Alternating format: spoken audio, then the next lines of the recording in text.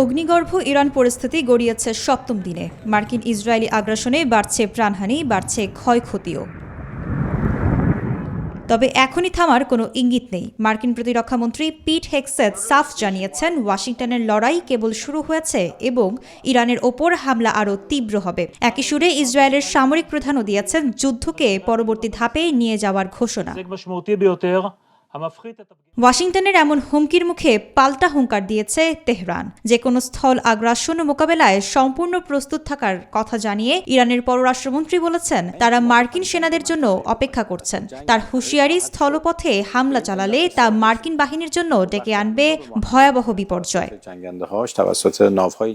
মধ্যপ্রাচ্যের এই সংঘাতের দাবানল ছড়িয়ে পড়ছে প্রতিবেশী দেশগুলোতেও। আজারবাইজানে ড্রোন হামলার ঘটনায় ইরানকে সরাসরি দায়ী করে কঠোর হুঁশিয়ারি দিয়েছেন তুর্কি প্রেসিডেন্ট রিসেপ তাইয়েপ এরদোয়ান। অন্যদিকে যুদ্ধে বিপর্যস্ত লেবাননের পাশে দাঁড়িয়েছে ফ্রান্স।